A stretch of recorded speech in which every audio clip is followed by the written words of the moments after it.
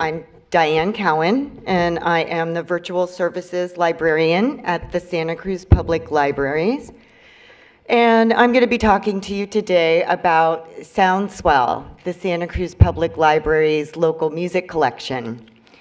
Soundswell was originally funded by an LSTA Eureka grant for the proof of concept phase of the project, and it was created in partnership with the Santa Cruz Rehearsal Studios.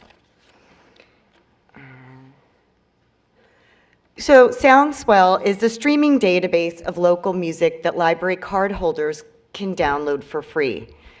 It establishes a historical archive of local music that people can listen to for years to come. It is the only discovery tool for local music that I'm aware of, and it really expands access to local music in a way that compensates and respects the art of the musician. And we pay a 2-year licensing fee for our users to be able to download the music. And then after the contracts expire, the music is still available in a streaming format only, but not in a downloadable format.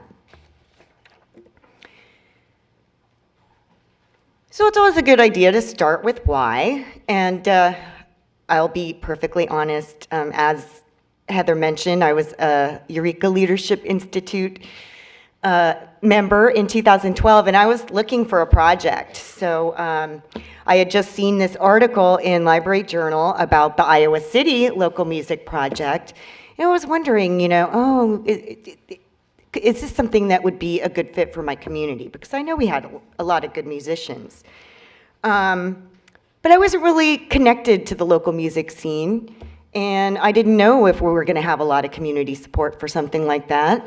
So it was just kind of sitting on the back burner there for a while. And then something really amazing happened. As part of my job as the virtual services librarian, of course, I monitored the library's social networks. And really, literally, just as I was pondering the question of community support for a project like this, I got messages, or the library received messages on both Facebook and Twitter from a member of the community who had also learned about the Iowa City Local Music Project, but from a civilian news blog. I think it was Boing Boing. And she said that this would be a great thing, and couldn't we do this with our library? And she even offered to help.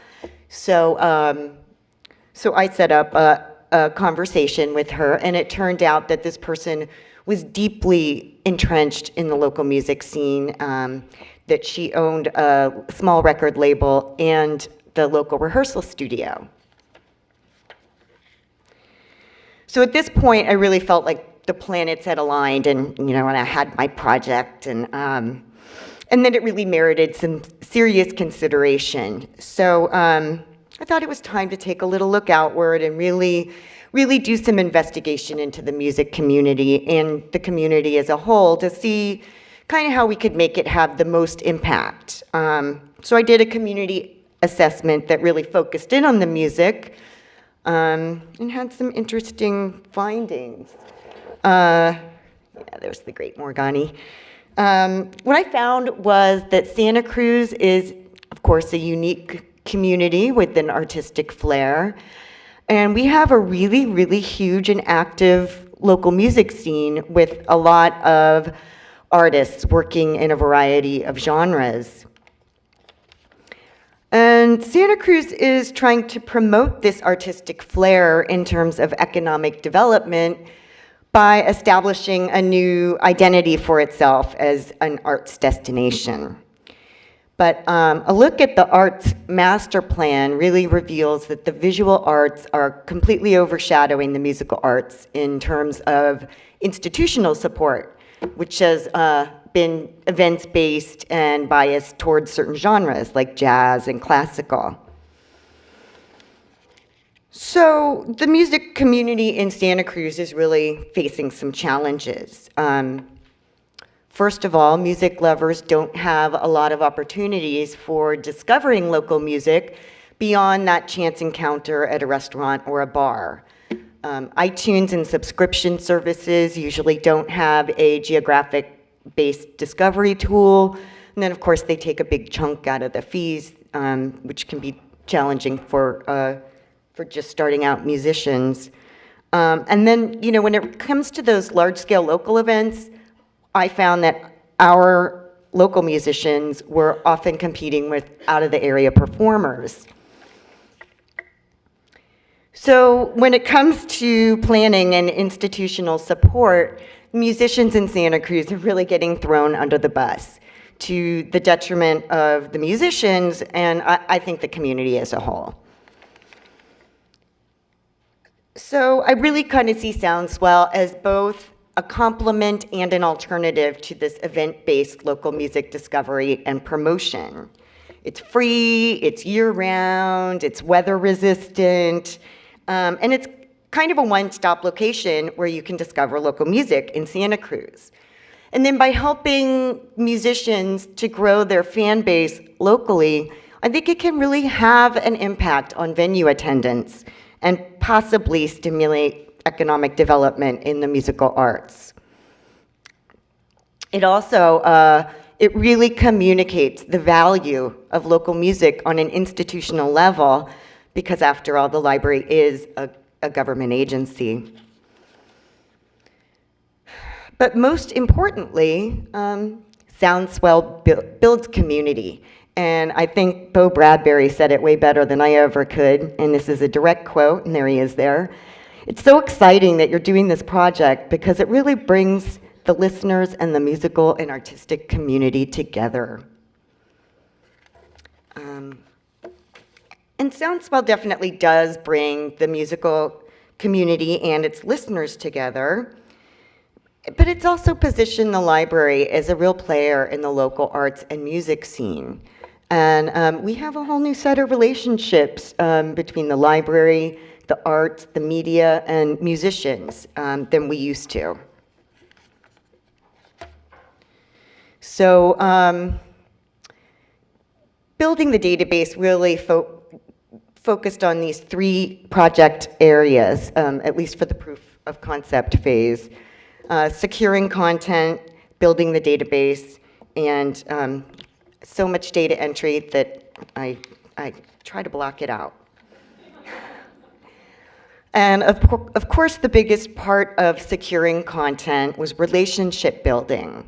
You know, of course, before then, we had to develop a license agreement, which Iowa City was kind enough to share with me, and develop selection criteria for inclusion in the database.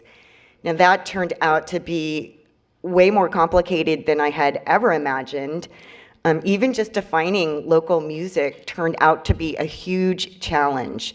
And I learned a lot about what it means for a local music scene to have a really strong geographic identity.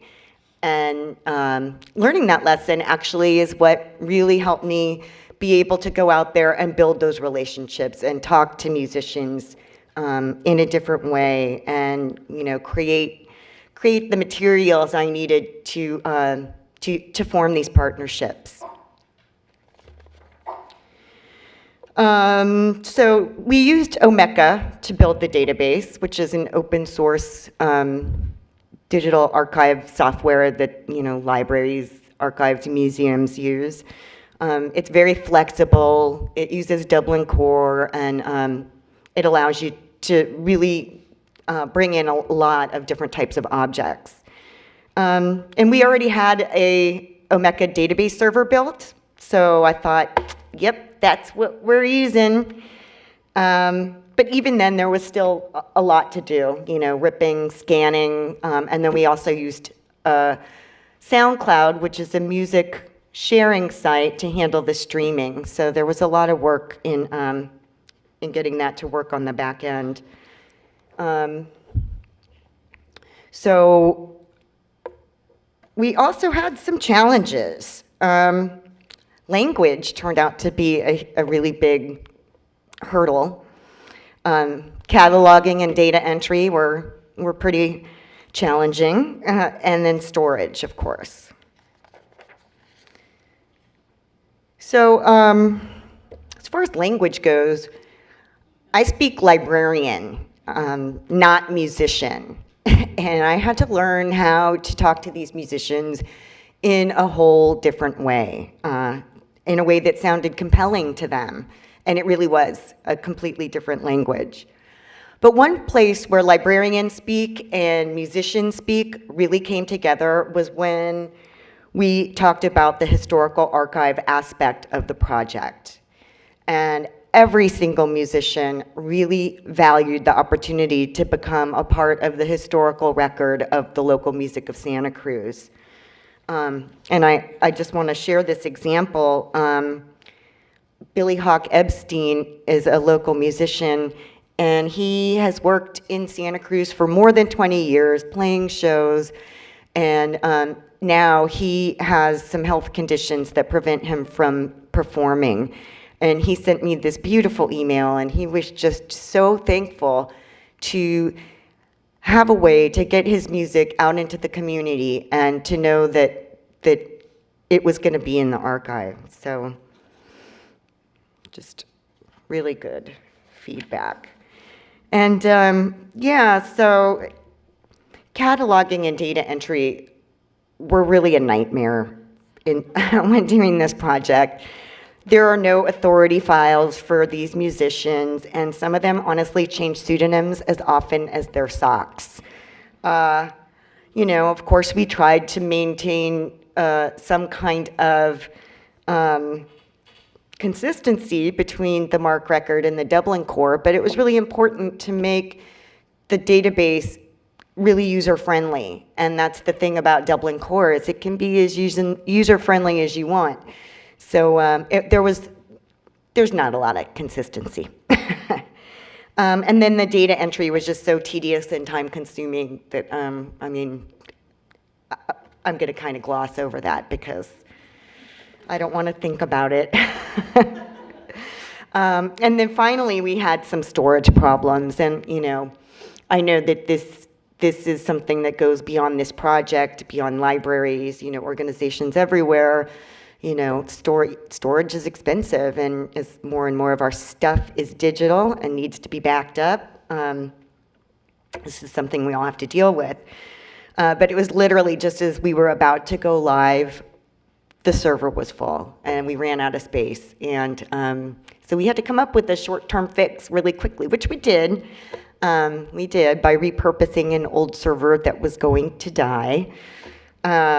And we're still working on that long-term solution. So, but you know, all of these challenges and all of that data entry work, it's really worth it because everybody enjoys music.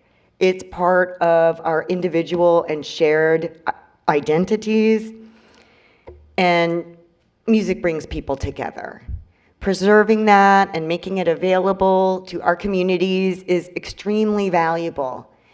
And it really reinforces that hyper-local role of libraries as, you know, creators and curators and disseminators of that unique content and culture. So, the future. So I have some short-term plans, some medium-term goals, and then some, you know, long-term ideas and possibilities. In the short term, I have to, you know, I'm working on expanding the collection incrementally by getting the word out to more and more musicians and bringing them in. We have to plan for these 2-year cycles of complete collection overturn, which means all that data entry work again. And then, you know, finding a really nice way to organize the music that comes from the expired contracts into the historical archive, which kind of leads into the medium-term goals, which is, you know, to bring in other objects, newspaper articles, video clips, other pieces of memorabilia that can be digitized in order to create, you know, kind of a band page for each band as we move forward in creating an archive. And then possibly even going back in time and filling in the history of local music. And then in the long term, I really do think that the project lends itself to the discover and go model, where different libraries pay into a centralized IT framework and then, negotiate with the musicians in their communities for the benefit of the entire network. And I think you would all agree that the San Francisco Bay Area is the place to do this kind of thing.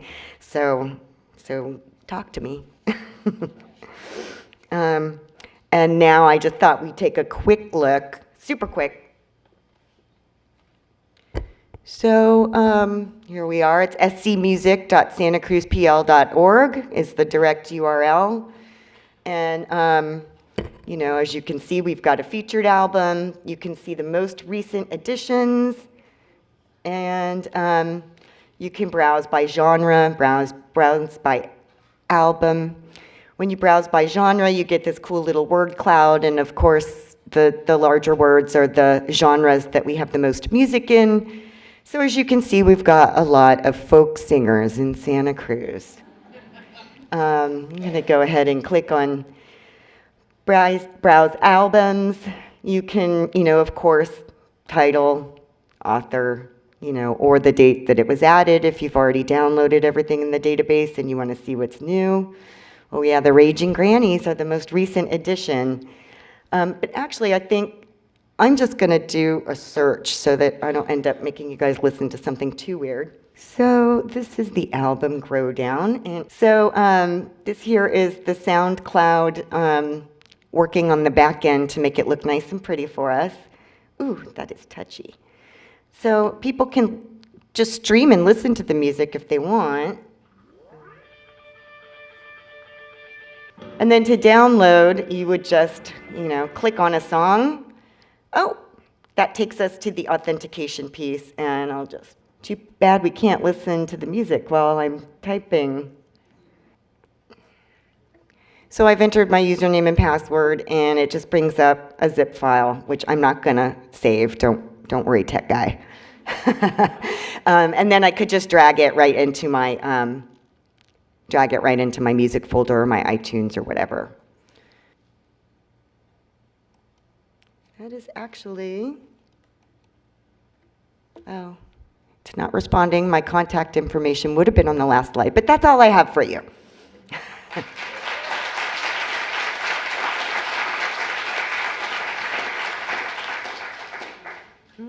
Okay. Very effective in her time management, and we have time for questions directly. Any questions?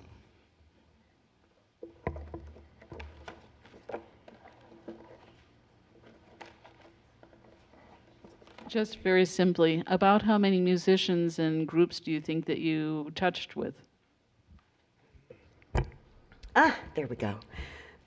We currently have 95 albums and about 70 to 75 different musical performers, groups, or individuals. Mm-hmm. I'm just curious why you decided on a 2-year contract, knowing that you've got to go through that cycle every 2 years to rework with the musicians? Well, I did want to pretty frequently refresh the collection and kind of aggressively build it. Other than that, that's what Iowa City was doing. Yeah.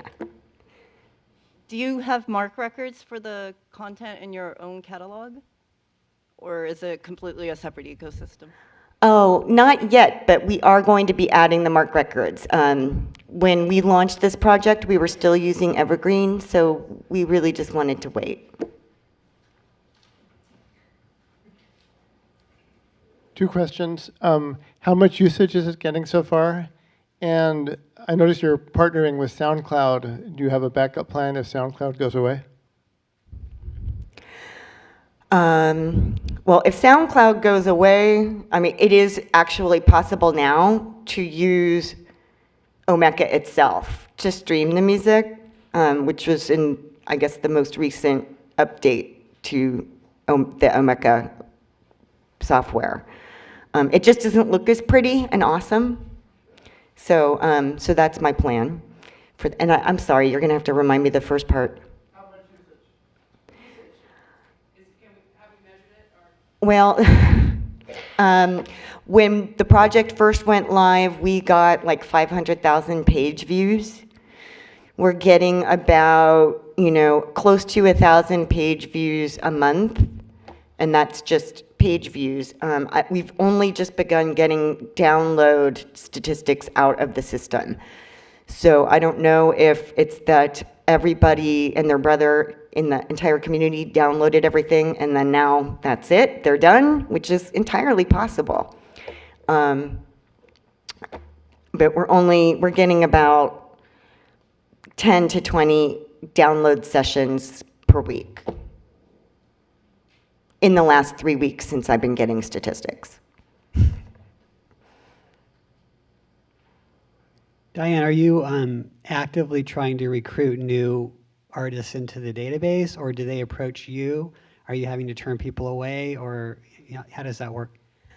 I am actively trying to recruit musicians. I try to get out there as much as I can. And also musicians come to me when they learn about it. I have been lucky in that we are able to use some local history funding for this. Just a small budget each year to keep adding musicians, so. I was just curious, sorry to bring up data entry, because That's okay. Like it was going to make you cry. But when you said we, who's we? Was it all library staff, or did you have a phalanx of volunteers to help with this? Or I had, well, of course, we have one person on staff who's like the de facto original cataloger, and so she did all of the cataloging of the physical CDs.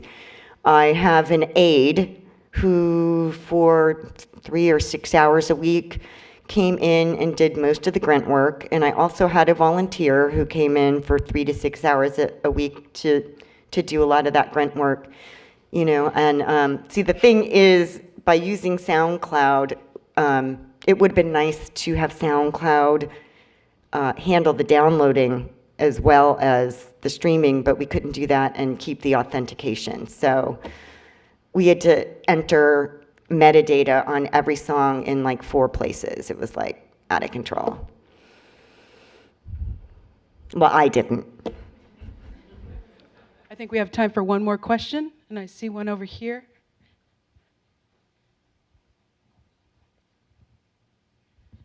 did you do some sort of event or kickoff to let the community know about this, or did everybody kind of know about it already? You know, I really wanted to do some kind of kickoff, but the timing was just, we just did not have the resources to do it at the time that we finally went live, a year late. But you know, I'm still hoping to do, I mean, there's nothing that says that we can't do an event. And I think it's a great way to get more musicians involved, and it's a great way to get the community involved. You know, my partner in crime at the Santa Cruz Rehearsal Studios, she did a lot of the outreach work in notifying people about it and getting the musical community to know. And then, of course, we did our press releases and things like that. And then we do have the physical collection of CDs, like really prominently displayed at the downtown library. So people can find out visually that, oh, there's this local music collection, and then it also points you to the online resource, so. Thank you, Diane.